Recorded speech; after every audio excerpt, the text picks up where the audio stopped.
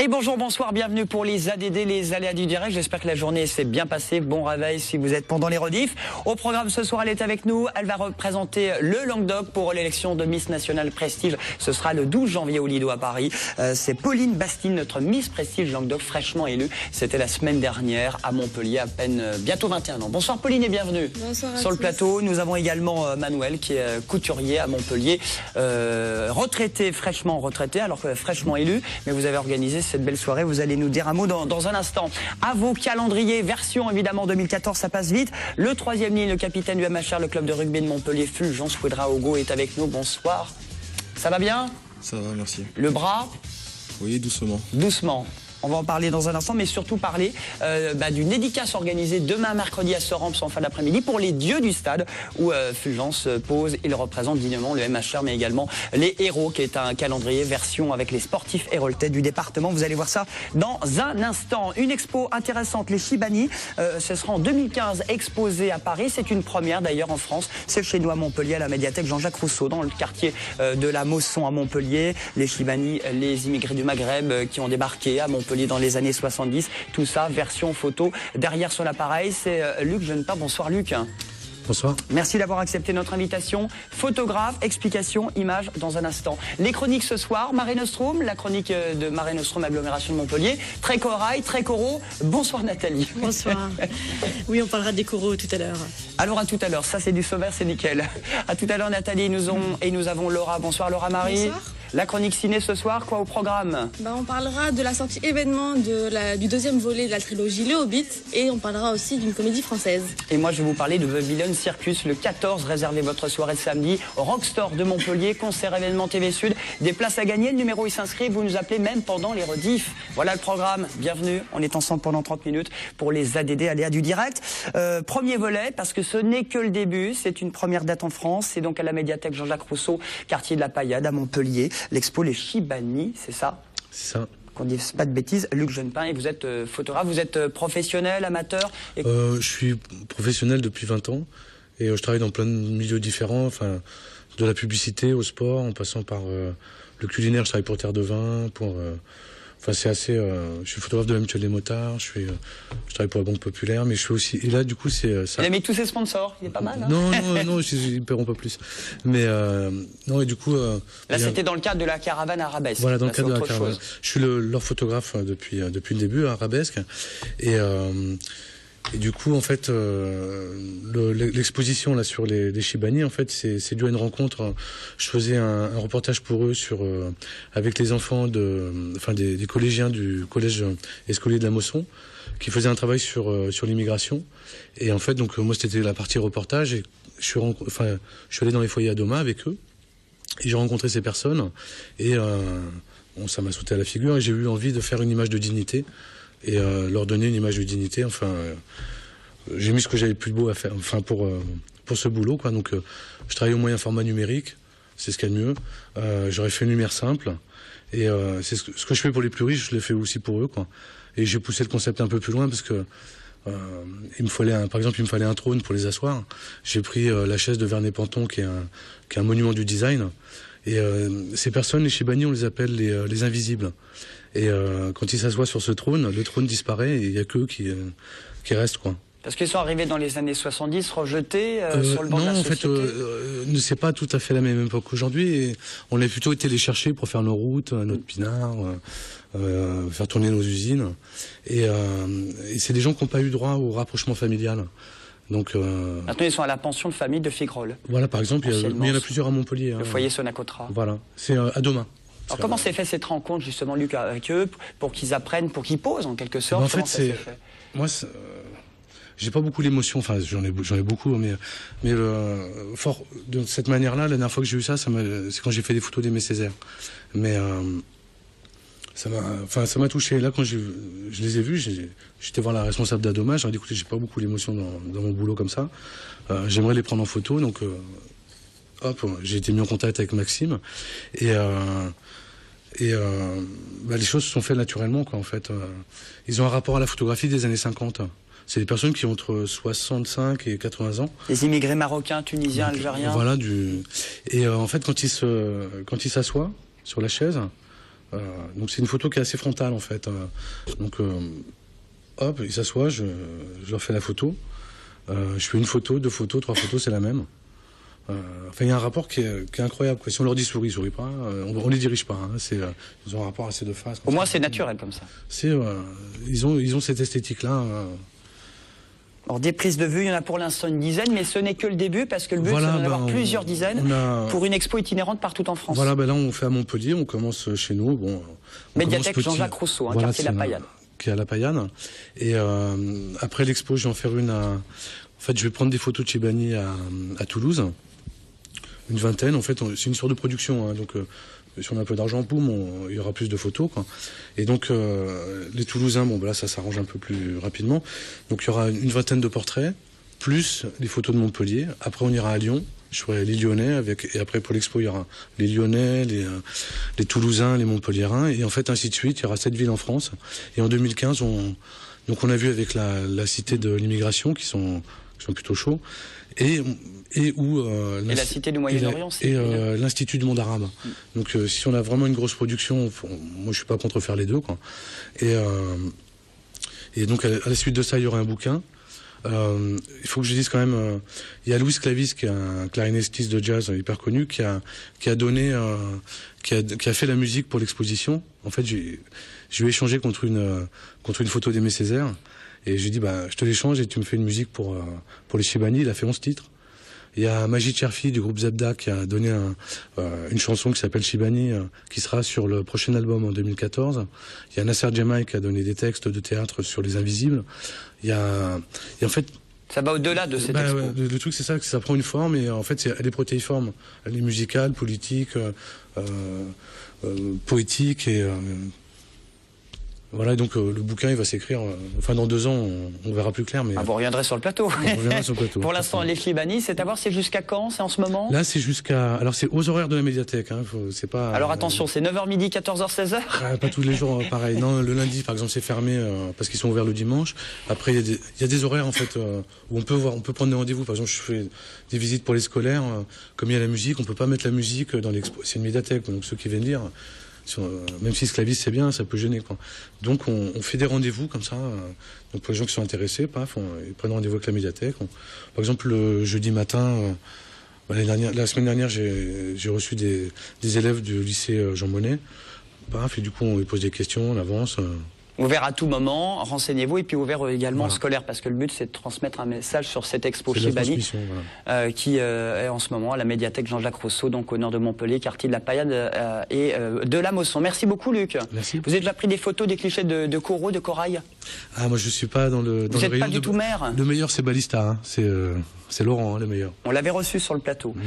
Et bon, on va enchaîner avec la chronique justement maire avec Marie Nostrum.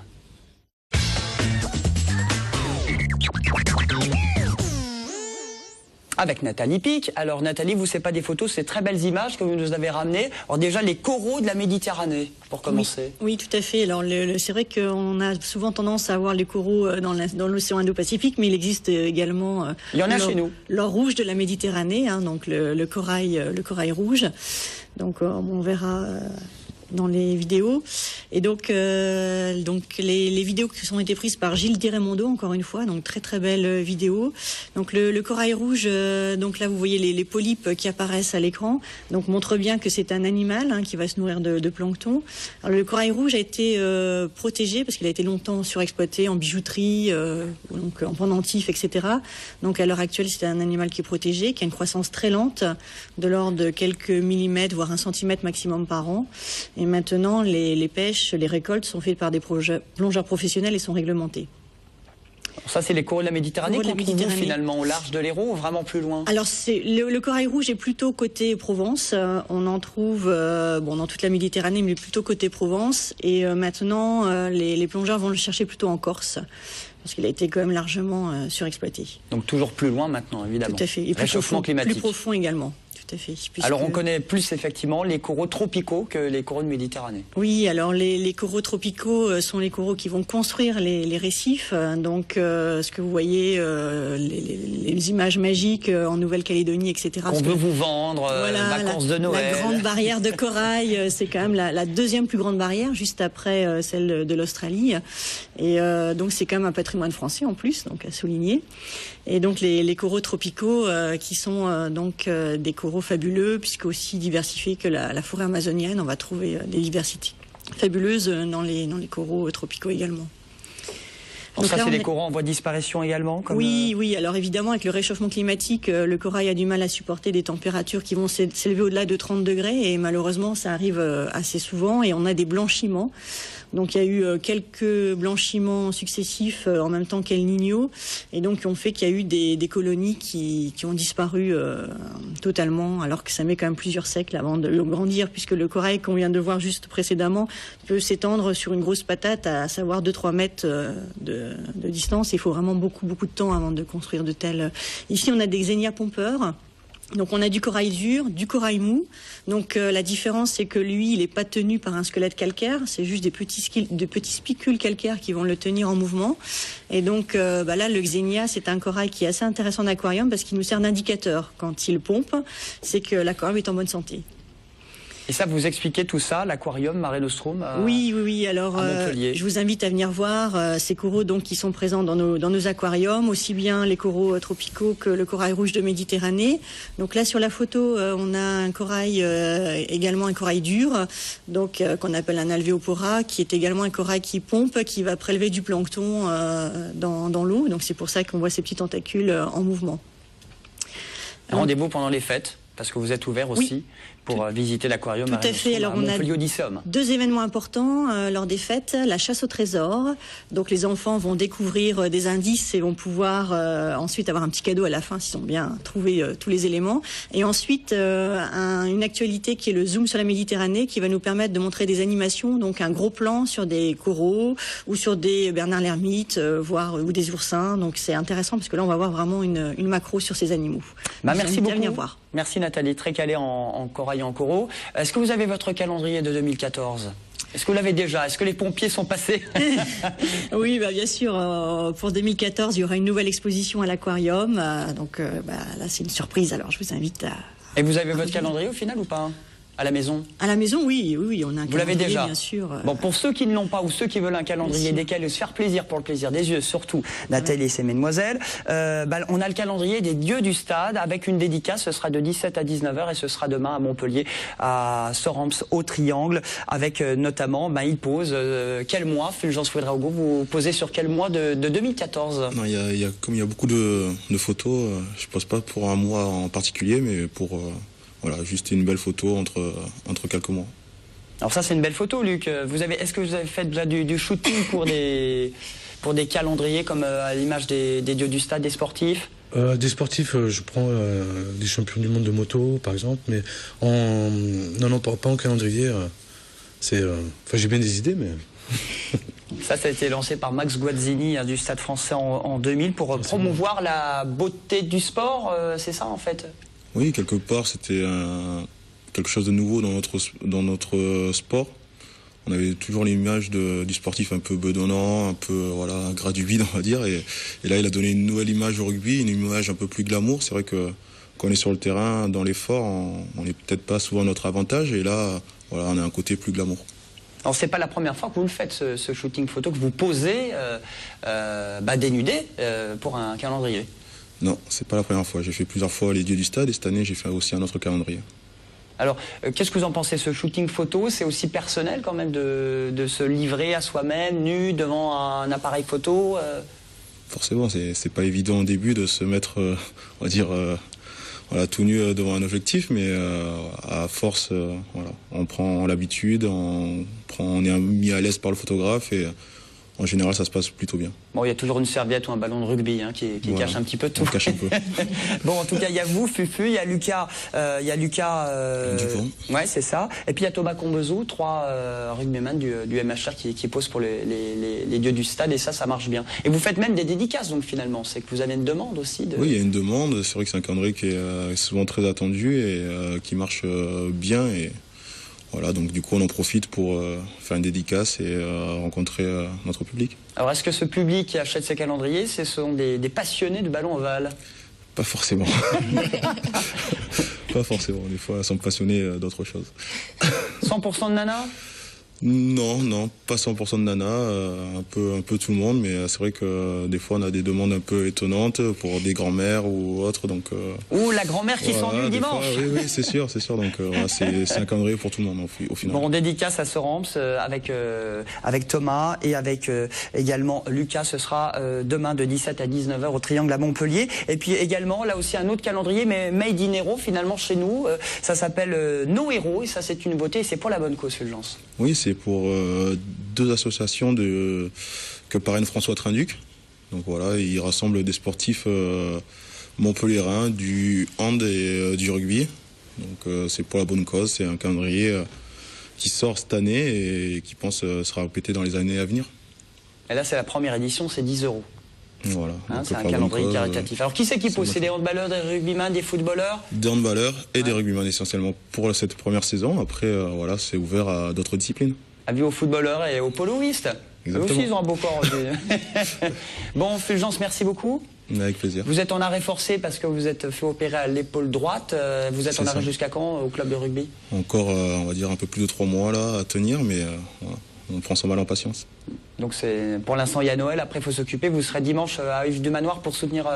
Évidemment, je serai là dimanche pour soutenir mes coéquipiers. On en a besoin en ce moment. Montpellier, Leicester, c'est donc la H-Cup, la Coupe d'Europe, pour un mince espoir pour se qualifier pour les quarts de finale. Et puis les dieux du stade, donc en dédicace. Et puis Fulgence, je rappelle, vous avez re-signé 2 ans au club de rugby de Montpellier. C'est ça.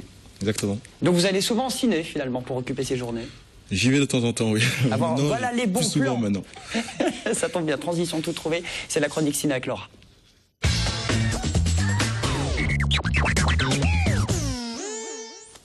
Eh ben, peut-être Fufu, vous irez voir Hobbit, c'est l'épisode 2 de cette trilogie pour commencer dans les salles Erol Test demain.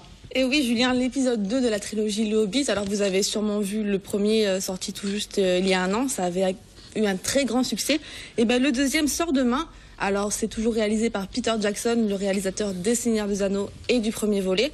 On reprend les mêmes que le film de l'année dernière. Donc, c'est ce groupe de nains qui va essayer de reprendre leur royaume du méchant dragon Smaug, d'où le titre Le Hobbit et la désolation de Smaug. Alors bien sûr, ils ne seront pas seuls, ils seront aidés du Hobbit Bilbo, incarné par Martin Freeman à l'écran, et du sorcier Gandalf. Peter Jackson s'est autorisé quelques libertés pour ce film puisqu'il a introduit un nouveau personnage qui n'existe pas dans la version originale, donc dans le livre. C'est un personnage féminin, donc je pense que les garçons seront très contents. Le personnage sera un elfe Toriel, incarné par la belle Evangeline Lilly, que l'on a vu dans la série Star Lost. Et les filles, il y en aura aussi pour elles, puisque le bel Orlando Bloom est de retour dans le film. Autre sortie dans les salles Erol Test, vous nous conseillez quoi? Encore un film américain? Un film américain et une comédie, Bad Grandpa. Donc c'est une comédie pleine de rire et de surprises, réalisée par le réalisateur Jeffrey Tremaine, le fondateur de Jackass, qui a déjà réalisé quelques films, avec l'acteur Johnny Knoxville, qui tient le rôle principal donc, de Bad Grandpa, qui raconte l'histoire d'un grand-père tout juste veuf, qui comptait profiter de sa liberté conjugale toute fraîche. Mais ça ne sera pas du tout le cas, puisque ce casse-cou du troisième âge est obligé d'amener son petit-fils Billy de 8 ans à l'autre bout des États-Unis. Donc le petit Billy va découvrir un grand-père vraiment pas comme les autres. Autre film, All is Lost, qui veut dire? Tout est perdu, Julien. Et donc c'est un film américain qui sort aussi demain, film d'aventure. Encore. Tout est peut-être perdu pour Robert Redford, l'acteur qui incarne le seul acteur de ce film, donc seul à l'écran. Robert Redford incarne le rôle d'un homme qui part faire un voyage en solitaire au milieu de l'océan Indien. Malheureusement, tout ne va pas se passer comme prévu. Il va avoir quelques petits soucis avec son bateau. Pendant 2 heures, on va suivre geste après geste ses tentatives de survie. Y arrivera-t-il ou pas? Réponse demain. Réponse dans les salles. On termine avec une comédie française, s'il vous plaît. Ça s'appelle 100% Cachemire, pour finir. 100% Cachemire, la comédie française donc, qui sort demain, réalisée par Valérie Lemercier, donc comédie mais également comédie dramatique. Valérie Lemercier donc, est réalisatrice mais aussi actrice puisqu'elle tient l'un des rôles principaux de ce film aux côtés de Gilles Lelouch qui incarne son mari. Donc Alexandra et Cyril sont un couple parisien assez bobo et assez mondain et ils décident d'adopter un petit garçon russe. Seulement, ils ne sont absolument pas prêts à adopter Julien. Ils sont un petit peu, comment dire, immatures et il se trouve que le petit garçon n'a absolument pas, lui, envie d'être là. Cela promet beaucoup de surprises. Ça sent l'ambiance de merde, hein. Un petit peu, surtout que ce film est une histoire vraie. Valérie Lemercier s'est inspirée d'un fait divers qui date de 2010 maintenant et qui avait secoué les États-Unis et la Russie. C'était l'histoire d'une femme qui avait adopté un petit garçon russe et qui l'avait rendu au bout de 6 mois parce qu'il ne lui convenait pas. Donc Valérie Lemercier s'est inspirée de cette histoire tragique pour en faire un film assez tendre et un film assez drôle. Eh bien, Hobbit 2, Background Pas, All is Lost ou 100% Cachemire, Fulgence Ouedraogo. Pour moi, comme j'ai le temps, je vais aller voir un peu tous. Hein. Les 4. Les 4, ouais. Bon, Pauline, vous irez voir quel film? Est-ce que vous allez avoir le temps d'aller au ciné maintenant? Je sais pas trop, là, je suis un peu surbookée. Surbookée? Alors, tout s'est fait depuis quelques jours, depuis quelques heures. Depuis vendredi soir. Vendredi soir, qui était une belle soirée avec TV Sud, qui était l'élection de Miss Nationale Prestige Languedoc. Pauline Bastide et puis Manuel, vous êtes couturier, mais vous êtes surtout président aussi du comité Miss Prestige Languedoc. Comment s'est passée déjà cette soirée avec Geneviève de Fontenay, qu'on avait reçue la semaine dernière? Et parfaitement. Ça a été une très belle soirée. On a la chance d'avoir une très belle Miss qui, je demande à tout le monde qui vote, surtout pour qu'on a une belle Miss dans la région, parce que c'est important pour nous. Voilà. Et la soirée est passée, s'est déroulée parfaitement, donc il y a eu beaucoup de monde. C'était à l'hôtel de ville de Montpellier, hein? Il y a eu Madame Mandrou, la maire, il y a eu Madame de Fontenay, Christiane Liot. Voilà, et bien sûr, j'ai été entouré de mes amis d'école Georges Font, Dominique Font, voilà. Et Pauline, vous êtes justement dans l'esthétisme, dans le maquillage, vous êtes étudiante? Voilà, je suis étudiante, en fait, je fais une formation de socio-esthétique. Donc, je suis déjà esthéticienne, là, c'est juste une formation de 1 an pour pouvoir voilà, travailler auprès des personnes qui sont en souffrance et handicapées aussi. Et vous avez bientôt 21 ans dans un mois. Dans un mois, le 19 janvier. Bon, alors comment ça s'est fait pour participer à ce concours Miss, alors, qui n'est pas le comité Miss France, qui n'est pas de la semaine dernière, qu'on a vu sur TF1, mais qui est l'autre, le comité de Geneviève, de Fontenay, qui est le comité Miss Prestige Languedoc. Comment ça s'est fait pour arriver grâce à ma directrice, Madame Font, j'ai pu connaître en fait cette élection et y participer. Et puis ensuite, voilà, j'ai passé un premier casting au Café Joux à Montpellier. C'est que j'ai été retenue parmi les 10 candidates. Et ensuite, on a fait la soirée vendredi. Et donc là, j'ai été élue Miss Prestige Languedoc-Roussillon. Bon, vous attendiez pas à ce choix ou c'était pas... Non, c'était pas... Enfin, voilà, je suis très contente, mais je m'y attendais pas forcément. Bon, vous dites que vous êtes surbookée. Qu'est-ce qui se passe? Non, pas forcément surbookée, mais bon. Voilà, entre la télé, on doit faire... de la radio aussi, les shootings photos, voilà. Laura, ça vous intéresse, ce monde des Miss? Pas vraiment, Julien, c'est pas... J'aime beaucoup regarder, elles sont très jolies, mais après y participer, je sais pas si j'aurai le courage, c'est vrai que...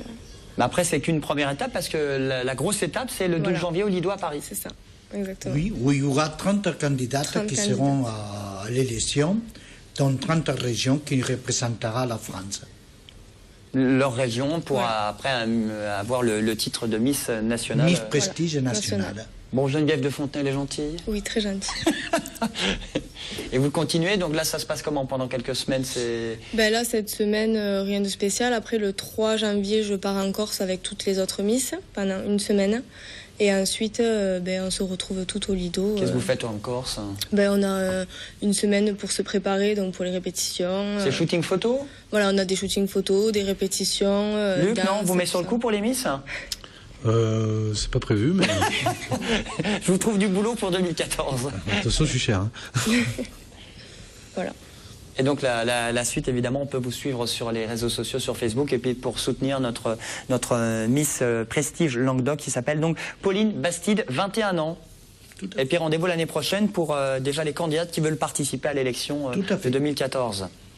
Merci beaucoup Manuel, à très bientôt. Merci beaucoup. Fulgence, merci beaucoup. Avec plaisir. À bientôt au ciné, à bientôt au rugby et à bientôt surtout demain chez Sorams à Montpellier pour les dieux du stade et pour la bonne cause, pour ce calendrier. Nathalie, vive l'aquarium et les coraux. Merci Laura pour la chronique ciné. Luc, merci. On salue les Chibani et tous ceux qui ont participé à cette expo. Très belle expo. C'est notre coup de cœur à TV Sud, quartier de la Paillade à Montpellier. C'est gratuit. C'est en ce moment à voir à Montpellier, à la Mosson. Bonne soirée. À demain sur TV Sud. Merci.